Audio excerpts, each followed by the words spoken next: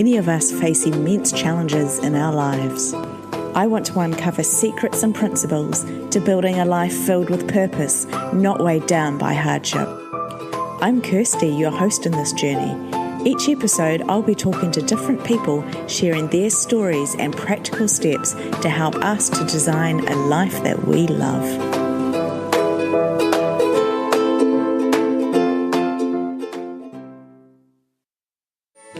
I went through something that had an emotional impact on me at a very young age. And what it was doing was eating away at the one thing that children need, and that's to feel safe and secure. Starting towards the end of that spring, my wife became really ill. She was dying. The day is today, and it's always only today. And I'm trying to help as many people find that inspiration in themselves. Joining me today, we've got Bryan Falchuk. He's a best-selling author, a speaker, a life coach. He's been on TV, he's done TEDx presentations, he's been on radio, podcasts, a whole lot of places because he's out there doing amazing work.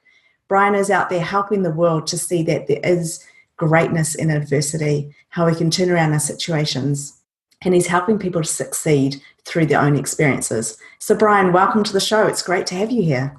Thank you so much for having me on.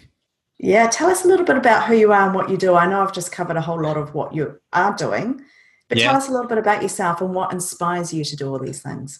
Yeah, so yes to all the stuff that you read, but why is kind of the underlying piece of it. So I have a long career in insurance. I spent like 20 years. I ended up as a C-level executive, really happy, successful, kind of the job that my whole career was gunning towards.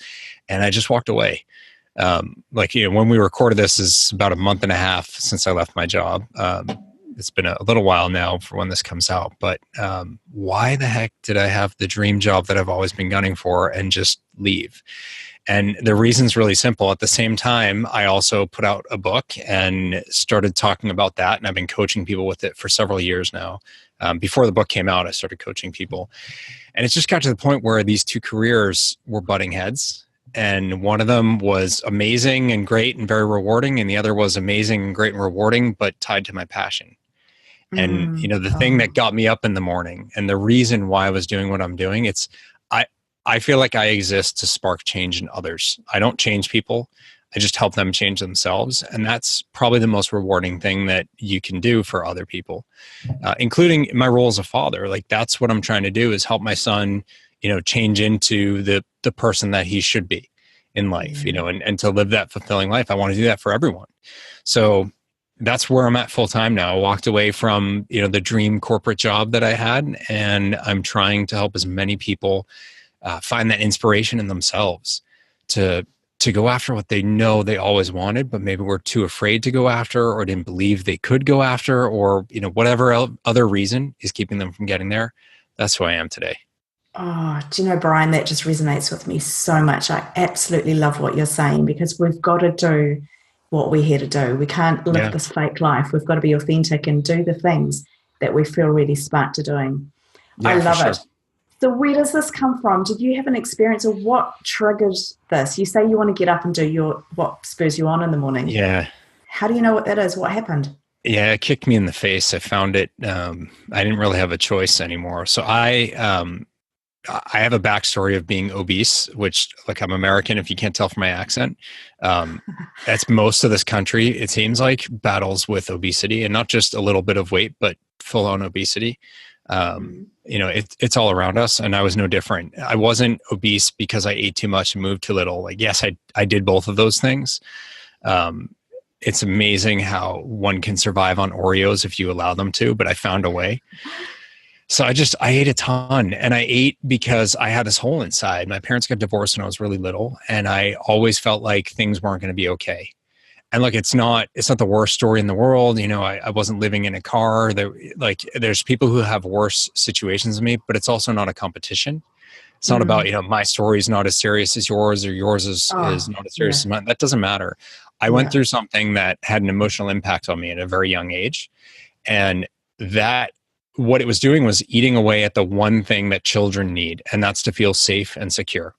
right? They just need to feel like everything is going to be okay because they can't provide that for themselves. And I didn't feel that. And I certainly didn't understand any of those feelings. I was like 5.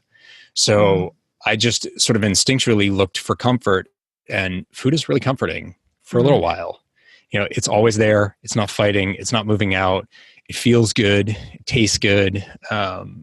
So that's where I turned. And I really quickly, like from age 5 to age 6, put on a significant amount of weight. And I'd say by the time I was 6, I probably would have qualified to be called obese. Certainly by 6.5 or 7, and there's no question. I got it to a point where I was 100 pounds overweight. I have no idea how many stone or kilo that is, but it's a lot. Yeah, that's a lot. Yeah. So someone was asking me, the joke phrase about like, oh, are you at your high school weight, or you want to get back to your high school weight? If I was at my high school weight, I would weigh about 100 pounds more than I do now. I weigh the same as I did in probably like the first month of 5th grade. Just because I put on weight so fast, I can sort of pin it down to a specific month when I was at the same weight as I am right now. I weighed more than my teachers as an elementary school student. Yeah. So that's not the full backstory. I ended up losing weight, but I lost weight because I didn't want to be the fat kid anymore. And I was introduced to looking at exercise a different way, not as a punishment, not as, hey, fat kid, why can't you run, or can't you run faster? Or just like, work the fat kid till he drops and he'll lose weight. There's a great guy in my high school who just showed me a different relationship with it. Let me explore it and learn, what do I like? Because that which you don't enjoy is not going to be self-sustaining. Yeah. Oh, yeah. So I lost weight because I had the tools, but I never dealt with the reasons. So when I left high school, went to college, I didn't want to be looked at as the fat kid. Well, I went to college with no one I knew. Nobody there knew me as the fat kid. So my motivation was gone. And I started to put the weight back on because all the anxiety was still there. I was always worried about what was going to go wrong, whether I'd make it, whether I'd be okay. The sky was constantly falling. Where did that come from? Did that just come from the disruption in your family life early on? Yeah, because as a little kid, we got split up. We had to leave the house that I was born in, or like raised in. All the comforts that I had known for my entire life up until that point started to erode. And, things were just extremely different. And it's not to say they were bad, but they were different. And there are things that I had to deal with as a little kid that I'm very thankful my son doesn't have to. There's responsibilities I had from a very early age, a lot of caring for myself, and just sort of, I became a fixer. Like I would step in and make things right for me from a really young age. And look, that's not necessarily a bad thing. It served me really well. I'm very independent, self-sufficient. I can care for people well. I get a lot of things done really quickly. And it's kind of funny, corporate or career-wise, I was a management consultant, which was literally my job, to be the fixer. So like my anxiety was actually reinforced. Like financial reward came from worrying about what's going to go wrong and fixing it before it happens. Yeah, so my whole existence up until age like 30 basically was around anxiety is what's keeping you alive, what's keeping a roof over your head. So it's a good thing. It's a good thing to constantly be freaking out about everything that's going to hit you in the face. Yeah, and almost like the more you freak out, the better you get at it, the more you're going to get paid, the more safer you are, the more you earn. Yeah. Yeah. Oh, wow. Yeah. So were you aware that was happening, or were you just living life? Yeah. I wasn't facing why it was happening, but I knew it was happening. And under the surface, I knew what drove it. But again, it's, it's really interesting. You look at like the lizard brain, right? Our amygdala and the fight or flight response, those are all there to save your life. And they don't respond to rationality. So when you try to rationalize or have an argument with logic with your lizard brain, your prehistoric fight or flight, save your life kind of brain, it takes that as a threat. So when you're dealing with someone who doesn't trust you and you keep telling them, no, trust me, this is why you can trust me, it actually just makes it worse. And that's kind of what was happening. Is the more I tried to tell myself, look, like this isn't okay, that fight or flight response goes off and it's like, danger, something's trying to stop you from protecting yourself. You better fight harder. And it made me really miserable to be with and miserable just for myself. And so it's no wonder I put half the weight back on. I clearly would have surpassed where I was at before if I was allowed to keep going. And that's where something stopped it from going any further. And that was this moment in 2011 that changed my life, and that Do a Day was born in, and just a totally different path since then. So for our listeners who are listening, Do a Day, that's kind of like your brand, isn't it? You've got your podcast, you've got your book. Tell us a little bit about that, and then we'd love to hear more about this experience that you had. Yeah, so they're intertwined. So I'll tell the story to explain what Do a Day is and how it was born. So 2011, I was 32 years old.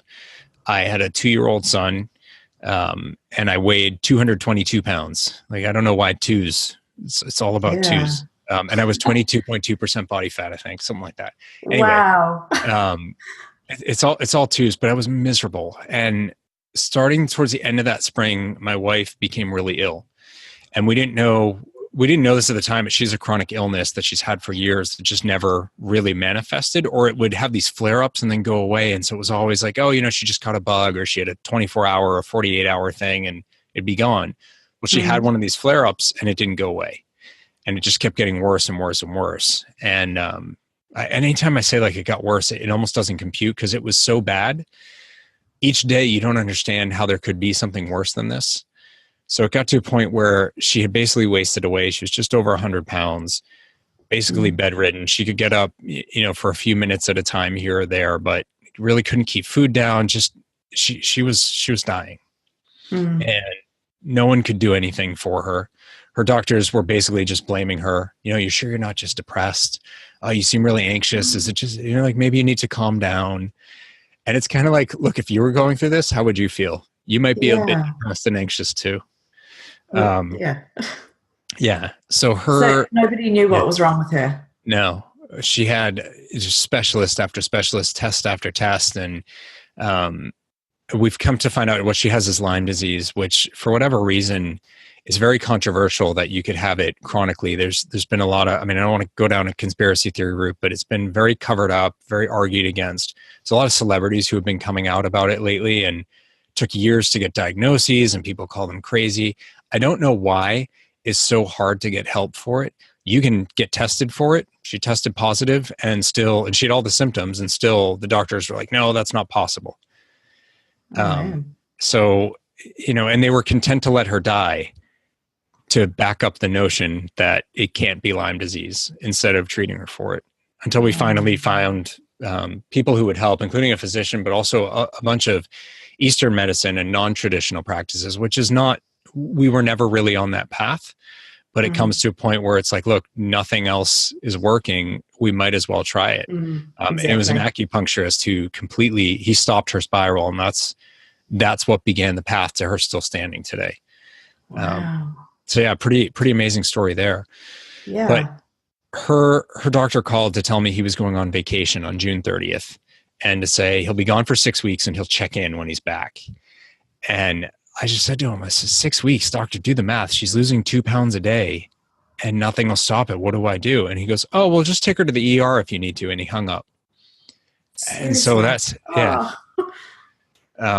so needless to say, like, we didn't talk to him in 6 weeks. We haven't talked to him since. We have no plans to ever talk to him again. He's not our doctor. Yeah. But I got off that call, and that's, I had been afraid of her not making it. And that was the first time it was like, okay, this is a very real thing now. The doctor's basically like, there's nothing more to do. It reminded me of when my dog passed away, when I was a kid. She didn't die when she first got sick, but her doctor was like, yeah, she's probably not going to make it through the night. I'll call you in the morning and let you know. We're like, what?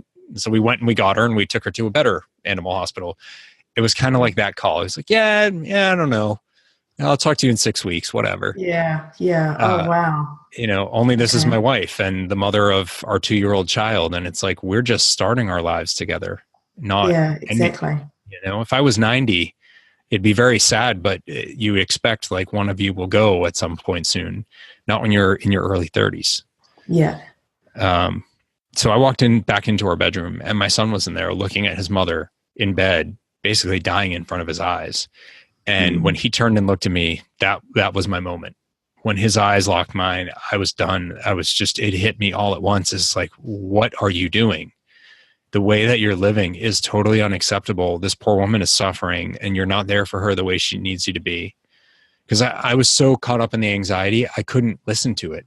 When she's freaking out, the fixer in me is like, you need to stop freaking out. You need to do this. She just needs her husband to put his arm around her and say, this must be so hard. This must be so scary. I'm right there with you. I love you. Anything other than you need to stop. You need to do this. You need to do that. That's not helpful. Yeah. So you were quite overwhelmed by the situation and by Completely. Your issues that you were taking into it. Yeah. Yeah. And I didn't have the tools to deal with my own issues at the time when she needed me to more than anything. Yeah. So I was failing her and making it worse. And for my son, if I had these issues from my parents' divorce, imagine what he would have watching his mother die in front of his eyes at such a young age. And then to be left with me as his only parent. Oh, And I don't mean that jokingly. I mean, the state that I was in, the kind of person I was, that is not what a little boy who needs to feel like things are still going to be okay. That's not going to give him that. It's going to show him everything's constantly wrong. Wow. So you've talked about the defining moment when he looked at you, you locked eyes and you thinking, I can't be this person, I've got to change. Yeah. What happened from there? How did that become Do a Day? How did that change to get you? So when I woke up the next morning, I still felt different.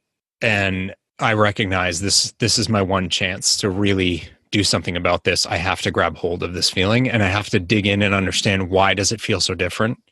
And what can I learn from it so that I keep this going? Because otherwise it would just fade and I wouldn't do any progress, any growth. So I looked at these feelings and I understood, especially for my son, how I was failing him. And that's not what I want. I love him more than anything and I need to be there differently for him. One of the things over the years that I've come to understand even more is my own sense for myself that I don't need to live like this. I don't deserve to live like this either. Why do I always think it's the end? And yet I'm still standing. Like it's clearly not the end every time I think it is. And I mean, case in point, this was the most grave situation I've been in. My wife's still alive today. So even when I'm so certain that everything's terrible and there's no way out, somehow there is, and I'm still standing, which means it's never as bad as I think it is. And I'm always more capable than I give myself credit for being. So why do I have to be so anxious? It's not serving me the way I swear it is. Otherwise I wouldn't be here. So I saw that and I said, there are some specific things in my life that are not working that I have to change. And one of them was my weight. I had to get my physical situation under control once and for all. And so I set some really specific goals with specific time and actions and all that, the good goal setting kind of rules that you get. I wanted to get down to 185 by the end of the year, and I knew exactly what I needed to do. And I plotted the course and I said, this anxiety, this is destroying me.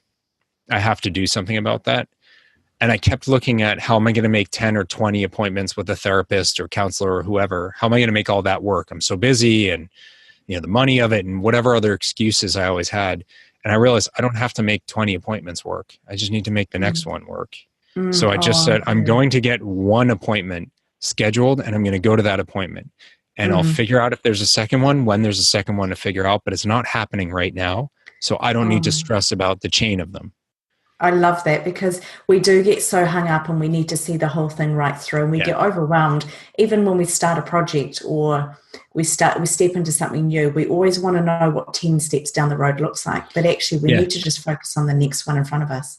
Yeah, that's really great. That's so relevant when it comes to getting some help, doesn't it? Yeah, absolutely. And actually, I mean, that's what you're hitting on, is the heart of what Do a Day is. Do a Day itself is an execution strategy. And it's about letting go of yesterday and tomorrow. So the day is today, and it's always only today. So all the pain and, whether it's from the divorce and what I felt with that, that's not happening right now. And it's not to dismiss my feelings, but why am I living my life based on pain from 30 years ago or 25 years ago? If you have an argument with someone 2 weeks ago and you don't resolve it, the next time you see them, you're probably going to argue again, or at least be really uncomfortable, because you brought all that pain into the present moment and you've lost the chance for a better interaction today because of something from the past. Yeah. So we pull that pain, that loss, that judgment from yesterday into today, and we act from that. and we do it with tomorrow. And that was, what you were just saying with all the appointments. You went out 100 pounds to lose. That is so daunting. I'd never started. Yeah. But you don't lose 100 pounds right now. No, it's that process of what's the next step towards it? Yeah. Yeah. Yeah. Yeah. And that future anxiety, that was probably my biggest weakness, was all of the things I'm going to have to do. When people make like New Year's resolutions, I'm going to go to the gym every day for the rest of my life. Well, I don't care how old you are. That's a lot of going to the gym.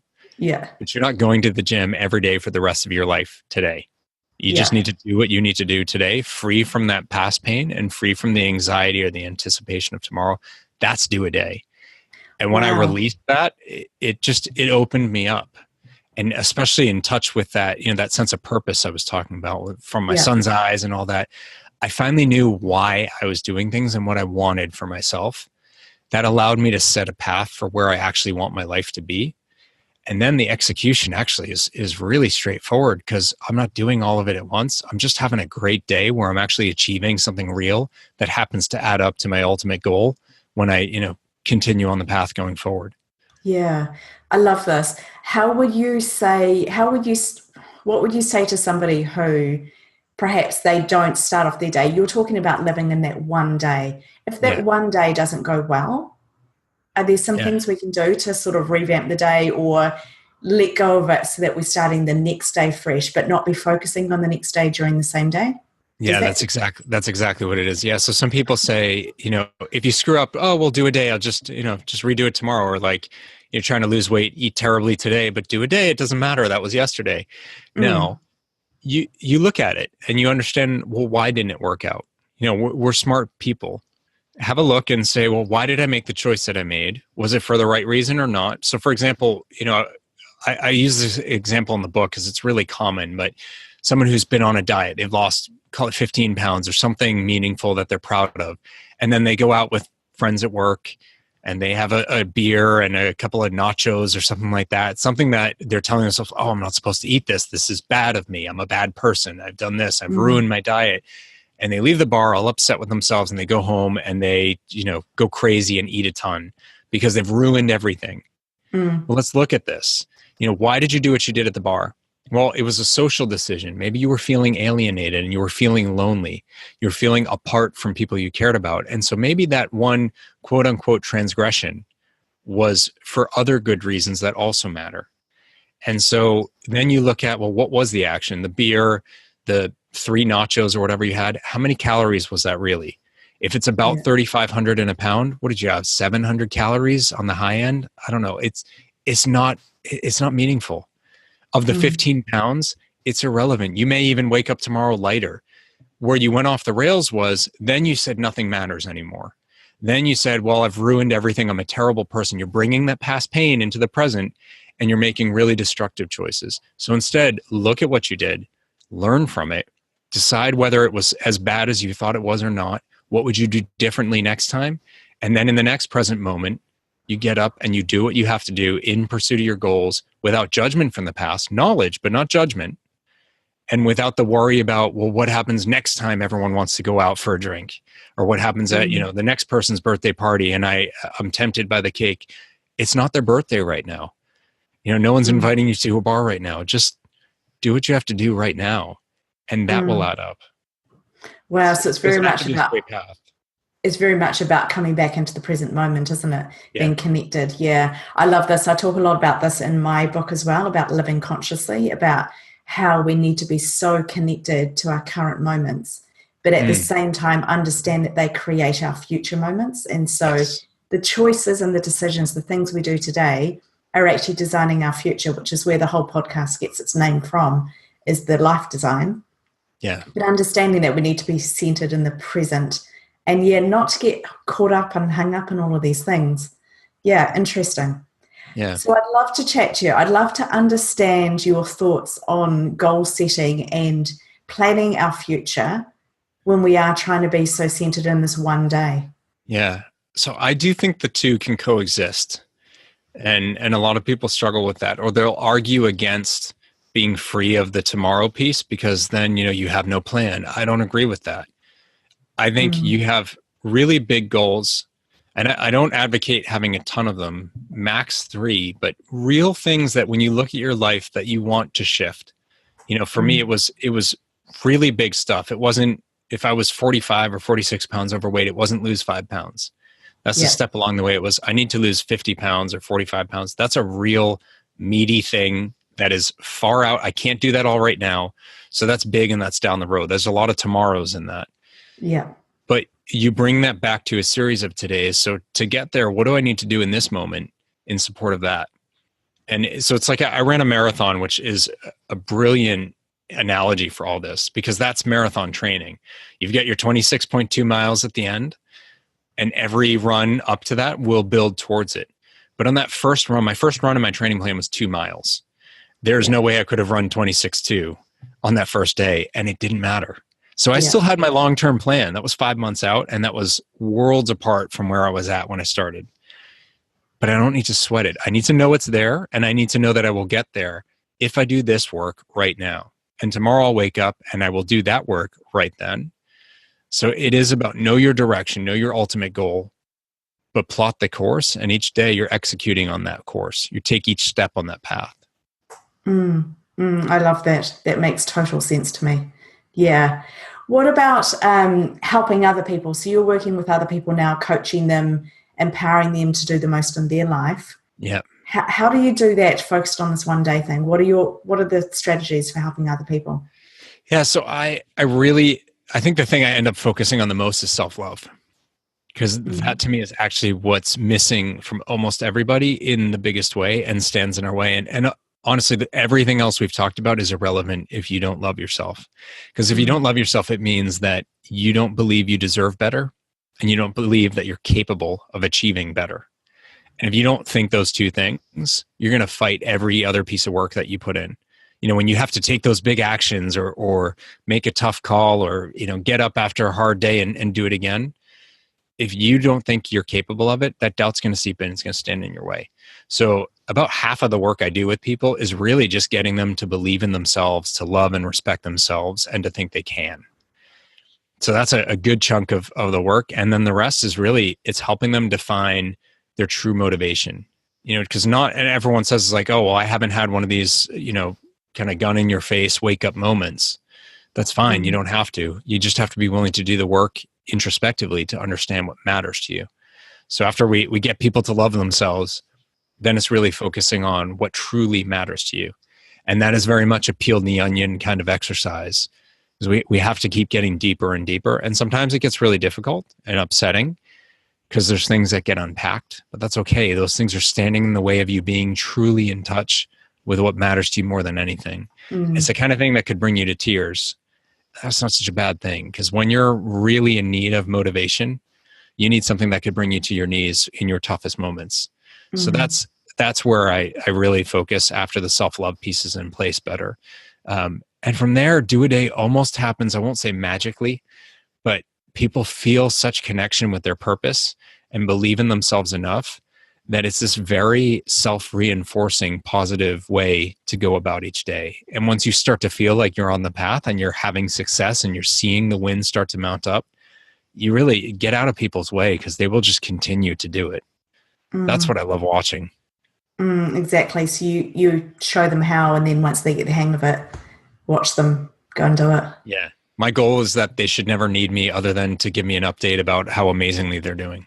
Oh, that is really cool. Yeah, that's great. What would you say is your strongest message to the world? It's the one I mentioned back a moment ago about self-love, which is, you'd think it would be do a day itself. I think that's a great message, but I think what the world needs is actually the self-love piece more than anything. So I do end up a bit of a broken record on that, but it matters above all else, whether that's not taking compliments, putting yourself down because you think humility means making fun of yourself or humiliating yourself. I was just talking about people who start conversations or interactions by apologizing, whether they've done anything wrong or not. Yeah. We really frame ourselves as less than. And I think if the world saw itself differently, we'd be in a much different place. And I don't mean the sort of false, overly egotistical, what you see in some politicians, especially right now. I'm not talking about that. This isn't about, delusions of grandeur or megalomania or anything like that. It's just about believing in yourself at a really basic level. I think if we loved ourselves a bit more, there'd be a lot less arguing in the world and more people supporting each other, because we'd feel better about ourselves instead of using that insecurity to be angry at someone else. Bryan Falchuk, that is excellent. Thank you so much for coming on, sharing your story, sharing your journey right from your childhood through to your wife being unwell and how you've used these situations to turn it around. We'll post all the links for our listeners for Do a Day down in the show notes. And thank you very much. Keep up the great work, because this is super inspiring stuff. Thank you so much, Kirsty. So if you've enjoyed this episode of the Let's Talk Life Design podcast, I would love your support to help me get these messages and conversations out there. It would mean a whole lot to me if you could either share the podcast with your friends and family, or if you could link to the podcast homepage over at letstalklifedesign.com. I really appreciate you joining me and your support as I talk to amazing guests on our show. My heart is really that I would be a channel for others to get their messages out there, to inspire our listeners to live their best life and to learn how to implement these life design principles. Thanks again for tuning in. I'll catch you soon, where we'll uncover more strategies and steps to designing that life that we love.